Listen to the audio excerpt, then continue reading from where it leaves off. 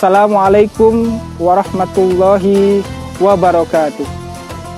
Alhamdulillahirabbil alamin wa bihi nasta'inu ala umuri dunya waddin. Wassalatu wassalamu ala asrofil anbiya'i wal mursalin wa ala alihi wa sahbihi ajma'in. Amma ba'du.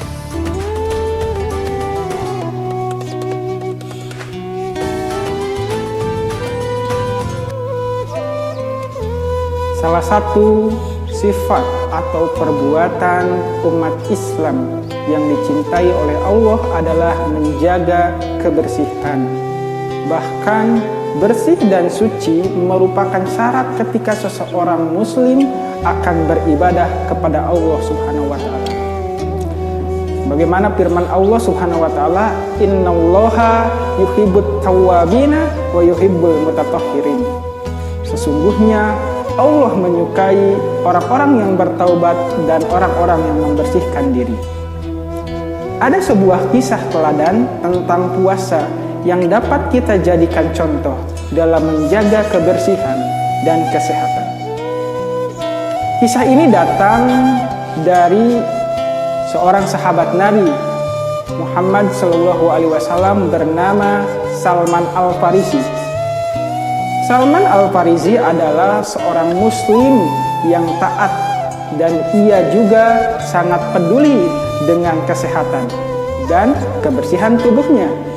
Ketika ia berpuasa, ia selalu memperhatikan kebersihan tubuhnya dengan baik. Dengan cara apa?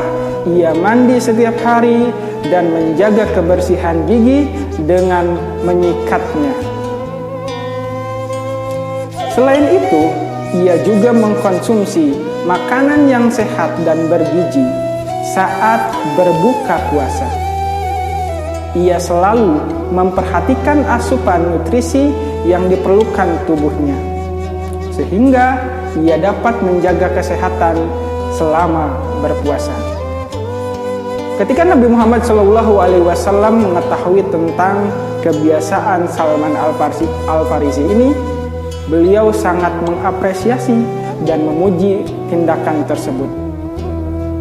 Nabi Muhammad SAW bahkan mengajarkan kepada kita, kepada para sahabatnya, tentang pentingnya menjaga kebersihan dan kesehatan tubuh selama berpuasa. Menjaga kebersihan badan dan menjaga kebersihan lingkungan adalah salah satu bentuk untuk kita membersihkan diri untuk menyongsong Ramadan ini. Lingkungan dan badan yang kotor jelas menjadi sumber datangnya berbagai macam penyakit. Karenanya, penjagaan kesehatan badan dan lingkungan dalam Islam begitu jelas dan gamblang disampaikan. Salah satu firman Allah Subhanahu wa taala, "Pakailah pakaianmu maka bersihkanlah." Quran surat Al-Mudatsir ayat 4. Begitu pula tentang kesehatan badan, misalnya Rasulullah menganjurkan umatnya untuk bersiwak, membersihkan mulut dan gigi dan mandi secara teratur dan rutin. Akhirnya Islam disadari atau tidak, ternyata sejak awal telah menganjurkan umatnya untuk menjaga kesehatan. Menjaga kesehatan melalui beragam pola hidup sehat yang sesuai dengan syariat. Jika kita berusaha menjalankannya sedikit demi sedikit ditambah niatan yang bukan tidak mungkin, dua hal kebaikan akan kita dapatkan sekaligus, yaitu kesehatan dan pahala menjalankan syariat. Sedangkan kesehatan adalah salah satu kenikmatan termahal yang kita miliki. Dengannya kita bisa menjalankan berbagai macam aktivitas, baik untuk kepentingan dunia maupun kepentingan akhirat.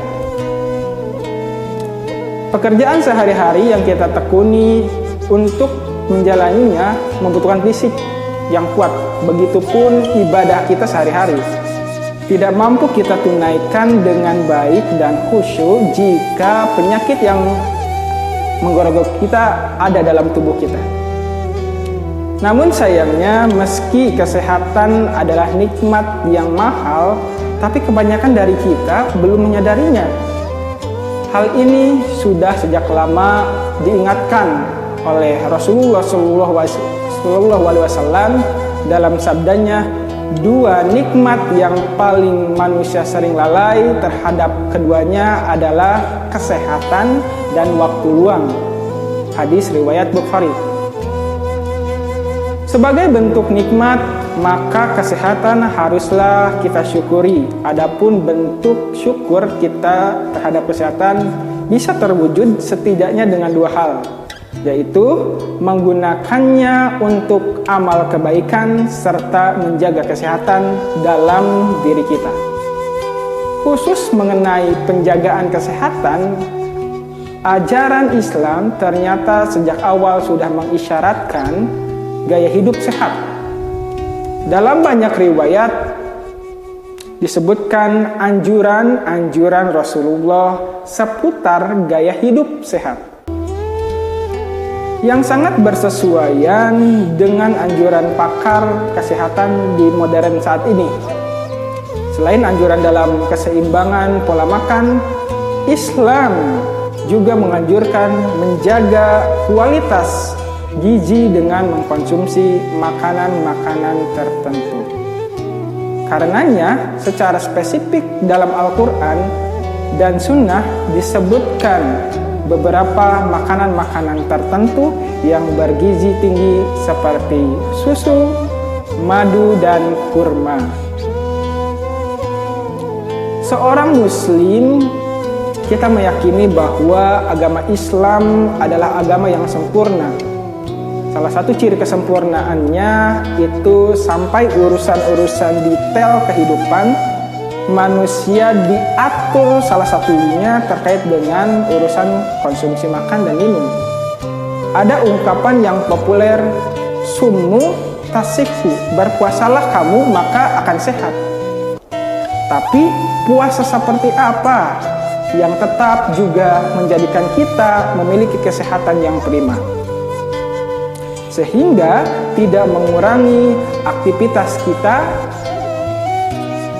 Prinsip dasar makan dan minum yang diatur dalam Al-Quran ada 3. Yang pertama, makan dan minum hendaklah ia halal dan juga baik.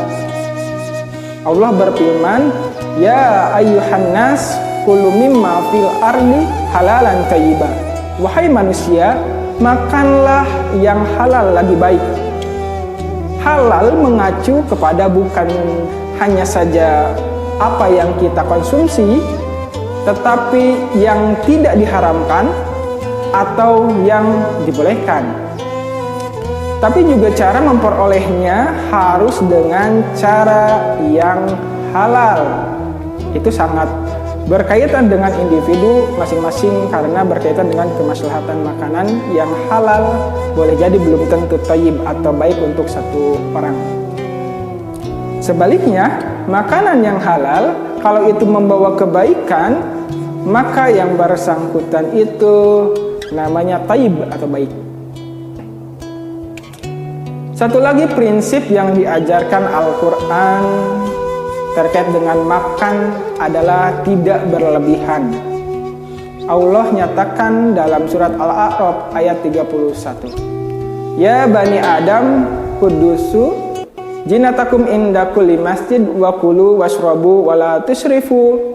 Makan minumlah, jangan berlebihan. Inilah kata kunci kita kalau kita berkaitan dengan ibadah puasa di bulan Ramadan ini. Bukan sekedar menunda waktu makan, bukan sekedar mengganti jadwal makan kita dari siang menjadi kita ubah menjadi malam hari. Bukan seperti itu. Pola makan yang seimbang dan berkualitas tidak diragukan lagi bahwa kebanyakan penyakit disebabkan karena pola makan yang salah. Penyakit-penyakit seperti diabetes, kolesterol, dan asam urat lebih banyak bersumber dari kebiasaan mengkonsumsi makanan tertentu secara berlebihan. Islam sejak dini mengingatkan perlu keseimbangan dalam makan sehari-hari. Firman Allah Subhanahu wa taala, "Makan dan minumlah kamu, tapi jangan berlebihan." Quran surat Al-A'raf ayat 31 tadi ya. Di dalam hadis Rasulullah secara spesifik menganjurkan kita untuk membagi rata antara jatah makan dan minum. Beliau bersabda, tidak ada yang lebih buruk dari perut Bani Adam. Cukuplah bagi seseorang muslim makan yang bisa menegakkan punggungnya. Jika ia memang harus makan, maka hendaklah sepertiga untuk makannya, sepertiga untuk minumnya, dan sepertiga untuk nafasnya. Hadis riwayat Al-Hakim. Tapi ada sisi lain yang saya kira harus terus kita gali kaitannya dengan makan, di mana yang harus diperhatikan dari sisi pengetahuan apakah itu ilmu gizi dan ilmu-ilmu yang lain. Seringkali kita jadwal makan kita berkurang, tapi kenapa kok konsumsi justru naik? Karena seringkali di bulan Ramadan hal yang tidak kita konsumsi di luar Ramadan itu menjadi konsumsi ketika kita ada di bulan Ramadan. Siang menahan puasa ya. Ketika berbuka, semua makanan yang ada di meja semuanya dimakan dengan lahapnya. Itulah yang menjadikan kita seringkali bersikap berlebihan. Hendaklah ketika berpuasa dan makan sahur, kita harus secara proporsional. Yaitu apa yang dikonsumsi adalah makanan yang juga baik untuk kesehatan kita sekaligus tetap menjaga proporsional. Dengan demikian, insya Allah puasa kita bukan hanya melahirkan kesehatan badan, tapi juga kita lebih dekat kepada Allah Subhanahu wa ta'ala. Wallahu a'lam bishawab. Assalamualaikum warahmatullahi wabarakatuh.